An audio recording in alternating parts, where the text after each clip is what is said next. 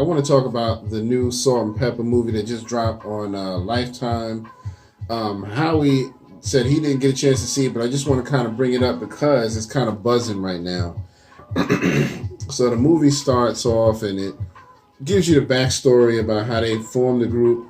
How they met Herbie Lovebug. He was their producer and manager and all that stuff, and how they got with DJ Spinderella.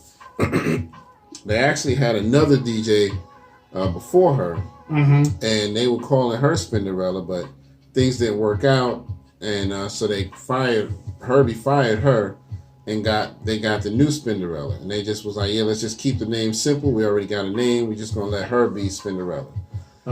So yeah, it was a good movie. I haven't finished watching it. I watched about 75% of it.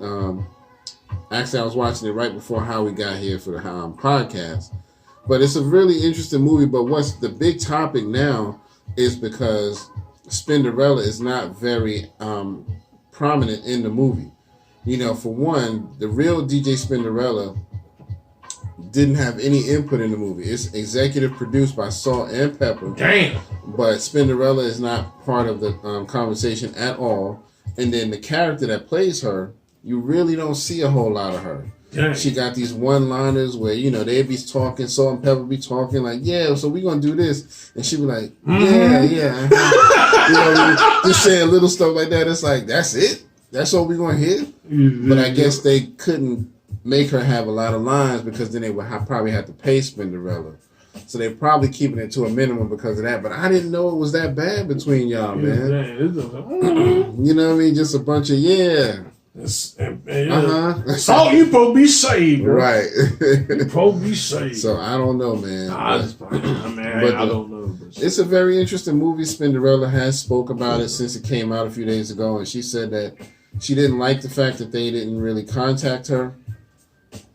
Now, Salt from Salt and Pepper says she did actually try to reach out to Spinderella, but I think it was more so after the fact. I don't know. She didn't really specify, but she said that Spinderella didn't answer her calls. Dang. But I mean, if y'all shitted on her like that, you know what I mean? I probably wouldn't answer either. You know what I mean? So, as far as acting, I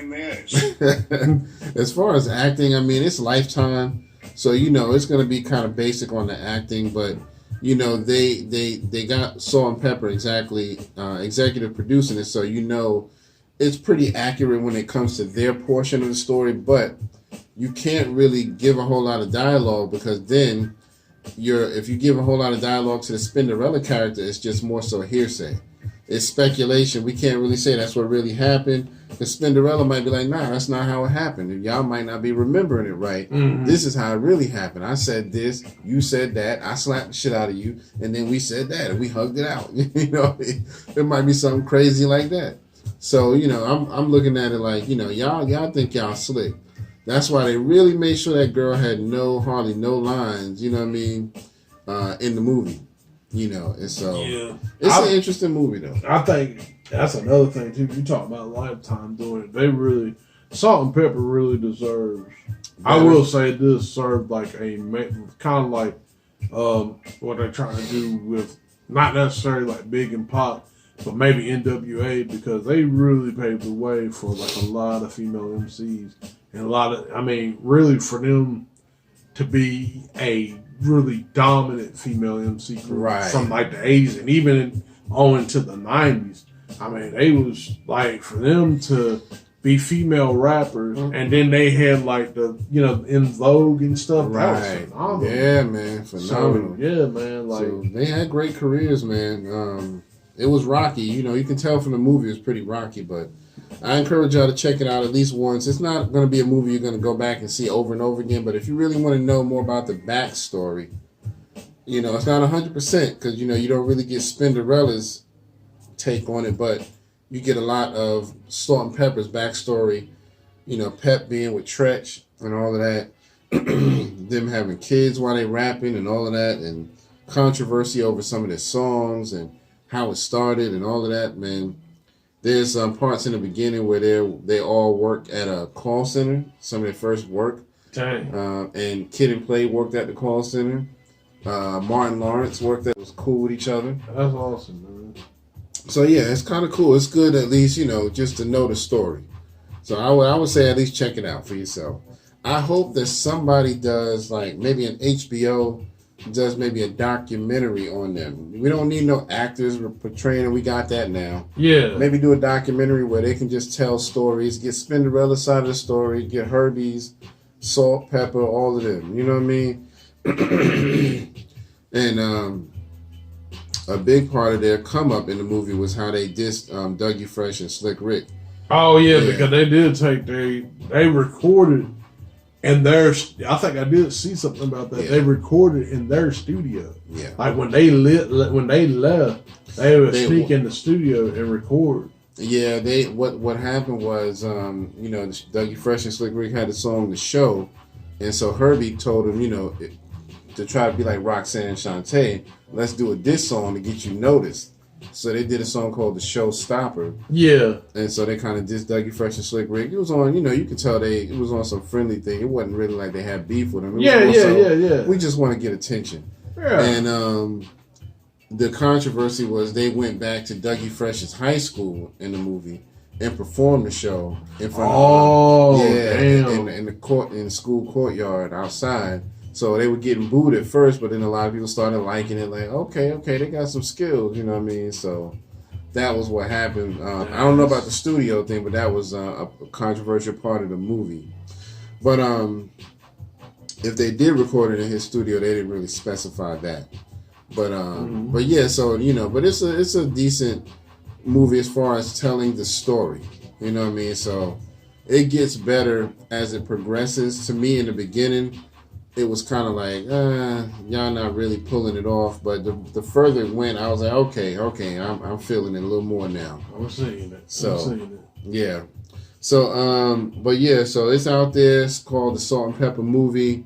And I would love to see a documentary, on them specifically and get more of that backstory. Even get people like Kid and Play's take on what happened. Yeah. Martin Lawrence, since he came up. The dude they had playing Martin Lawrence in the movie was so corny looking. Yeah. He didn't have none of Martin's cadences. Dang. He didn't have his voice. Dang. He was actually kind of thick. He was like, dang, they just gave this nigga this, like, yeah, just get this nigga right here. He like Martin. Right. He didn't even look that much like Martin. He was just kind of fair skinned with the same type of haircut. Martin had a little low fade. And but he was kind of swole, though. It was just like, Martin ain't never been that big. So what are y'all doing? Oh, wow. It was funny to me, man. And then I was telling Howard there's one part where they walking through some backstage doors going to a party or whatever, and they seeing other rap stars there for the first time. So they see Heavy D and the boys. And so, Pep's like, yeah, what's up, Hev? And the dude that they got playing Heavy D is like this tall, almost lanky looking. I'm like, yeah, Heavy D was kind of tall, but he ain't never been skinny and lanky like that. Wow. And you only see the dude for a split 2 seconds. I'll give him that. But y'all could have done better than that. You know what I mean? It's too many people out here who could have played that. You know what I mean? He ain't look nothing like the size of Heavy D. He was just a tall, light-skinned dude. I was like, oh, come on, y'all. Wow, they literally, they're just like, just get this light-skinned nigga right here. Like, they just went out to the park and like, hey, you want to play Heavy D? Come here. Who? Yeah, you're good for it. Right. Come on out of there. He was like, who is Heavy D? But yeah, it was kind of funny, man. But I think it's worth checking out. You know what I mean? I'm gonna watch the rest of it after we do the podcast. But before we wrap things up, let's talk about my man Styles P. Yeah. He just went and did a live a few days ago, and he talked a lot about the music industry, specifically Sony as a music company. And he didn't really want to make it seem like he had a bad thing to say, but he was just like, a system was created that basically shits on artists and cheats them out of their money. And in the long run, we can't really survive the way y'all paying us. And so, I thought it was really interesting, that he did that, because he said that not only should they have a union, he was like, all other artists should be in on this, should be getting into this and should be demanding this. A lot of artists have spoken out about it since he made his video too. Mm-hmm. And he said basically over the years he's been doing his homework, like studying and trying to check the music industry and how things work behind the scenes. And he said he didn't even really tell his partners the lots. You know what I mean? He didn't tell Kiss. He didn't tell Chic. He didn't tell them nothing because he was like, I want to check for myself and see, you know. So he kind of apologized to them for kind of not keeping them in the loop. But he was just like, that's just the kind of person I am. I just wanted to study for myself and really see what this shit was all about. One thing he said that really got to me. He said that, let's say if you find out a record label owes you money from like 20 years ago, there's an industry rule that says even if they owe you money and they realize it, they can only pay you the past 6 years worth. They won't go back further than 6 years. And I thought that was really messed up. Man. Did you hear when he was saying that part? That was fucked up. Man. And then one thing that got me, man, was the whole, you know, he was only making, like, as far as publishing. Man, here this man's a legend, like the stuff that they put out. Legendary MC. He only cleared like less than 25 grand. Yeah, I mean, on publishing. As I get more for features than I do on publishing. I mean, I'm like, that's damn near minimum wage. Dude, like, you know what I'm saying? So basically, you know what I'm saying? Now, one thing I like is, you know, him doing the juice bar and stuff, he's good with that. Like, he's doing good with that and stuff. So that's a good thing. I'm glad for that. And I think that's the only thing that keeps him afloat because he was smart enough to invest in his own business, so he gets money from that. But yeah, go ahead. Yeah, but I mean, you know, some people, what happened if he didn't have that? Right. What happened if SOL. Yeah.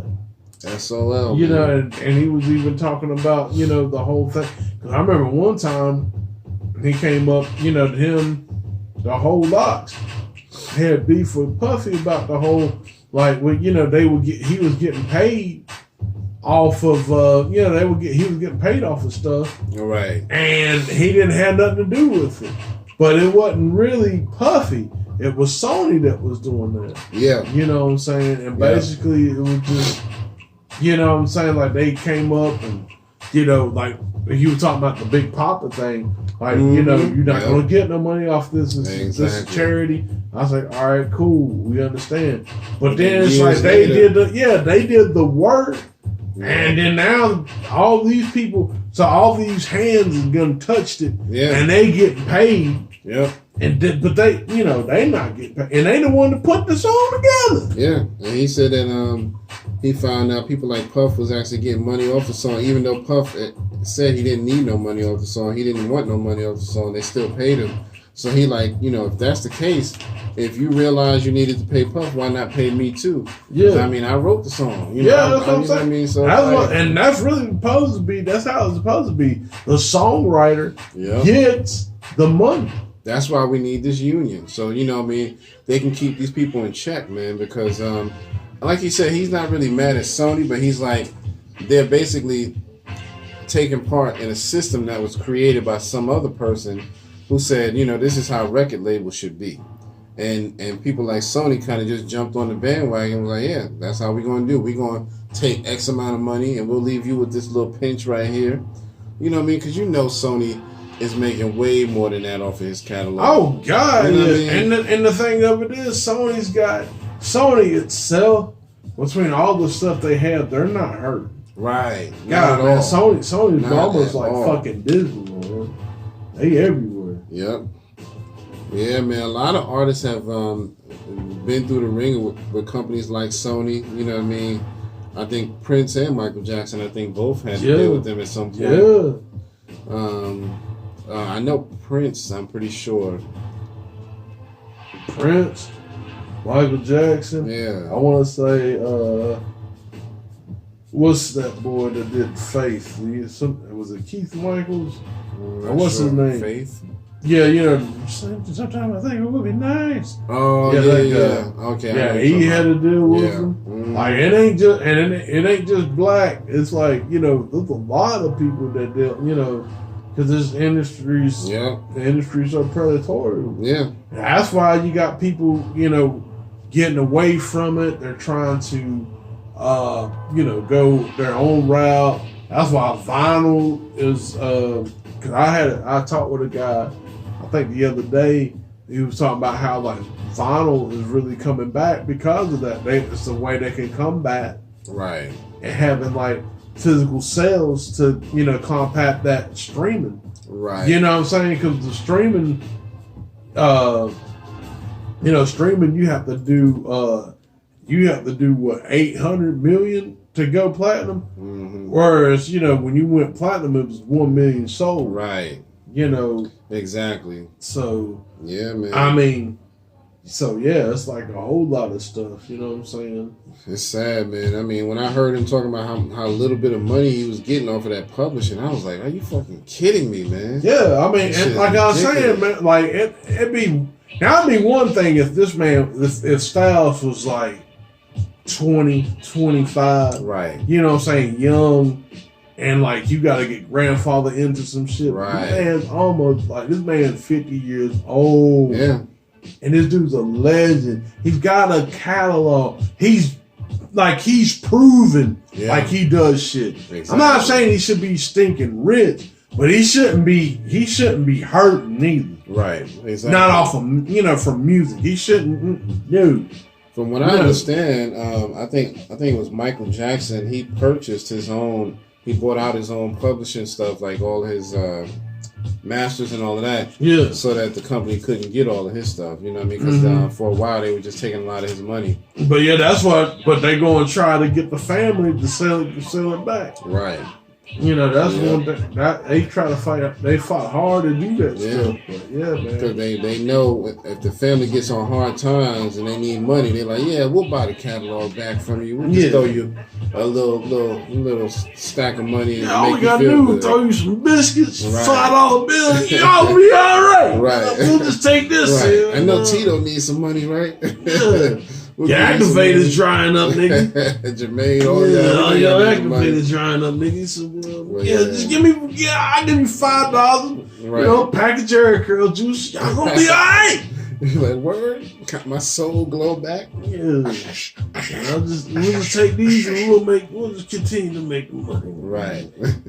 Yeah, you know what I mean? So that's really messed up, man. Somebody needs to put a stop to this, man. Yeah. I hope they do come up with a union because it's definitely needed. So, I mean, and then too, it's kind of like with what Kanye West. Even though it's crazy as he sounded, I mean, I guess that's what he was alluding to. Not necessarily the union, but like how much the industry could just take so much from you, from you starting out. Yep. And it should be that way. I mean, I'm not saying you should. I'm not saying. Like your first album, you should be like rich beyond your wildest dreams. Right. That's not what I'm saying. I am saying though, like what the work that you do, and there should be some type of scale. There should be some type of like, okay, if you write this, and this does this, and this produces this, this is what you're going to get. Right. You know what I'm saying? There shouldn't be no advance and, you got to pay back the advance for this and, you have to do, you know what I'm saying? Like, it's just ridiculous. Yeah, man. It's really sad, man. So, but we'll definitely keep y'all up to date on how that situation plays out. I hope things get better. I have yet to hear from Kiss and Chic. I don't know what they got to say about it, but I know some other rappers have spoke about it on their social medias and all of that. You know what I mean? So we shall see. But did you want to talk about anything else before we wrap it up? So I think that's pretty much it for the show today. Yeah, I think that's it, man. But yeah, just new artists and stuff, man. If y'all out here, especially now with this pandemic and shit, man. Exactly. Definitely, man. Have like something else going on right now, because this music is definitely not gonna be able to feed you exactly like you think it's going to. So yeah, but yeah, man, that's the industry for you though. Yeah. And I'm kind of glad that I didn't get into it because I almost got into it, man. And if I had to go through some of what they went through, man, I don't think I could have lasted. I'd have been mad. I'd have been constantly going to jail because I'd have been putting hands on people. Yo, man, you know what I mean? Screwing me out of my money and stuff like that. Thanks, my man. Had to be like Ice Cube. I don't know what happened. Hey, yo, coming through like just busting up everything. You know what I mean? So, but yeah, so, you know, before we let y'all go, don't forget, like, share, subscribe. Like, share, subscribe. Like, share, subscribe. Boom. We appreciate y'all. You know, this has been episode 151. 151. Don't forget, you can email us at therealtriadhiphop@gmail.com. You can also DM us on Facebook and Instagram. You can hit us up on Twitter, on YouTube, you know, all of that. You know what I mean? Anchor, Spotify, you know what I mean? Your mama house. They really need to make that matter. I'm telling you. Yeah, where you at? Your mama house. Right. What the fuck do you say? Nah, nigga, it's a real place. Yeah. It's a real place, nigga. It's a real place. The clubhouse. It's your mama house. It's your mama house, man. You know what I mean? Mama got all nice type stuff up in there. Right. Pancake. Your mama got some nice jugs. I mean, you know. Your mama got some nice jugs. What you say? Nah, she really holding some jugs. But anyway, man, for episode 151, this is your man Kurt, and this is Howie. And we're gonna see y'all on the next one. Stay tuned and come back. All right. Peace.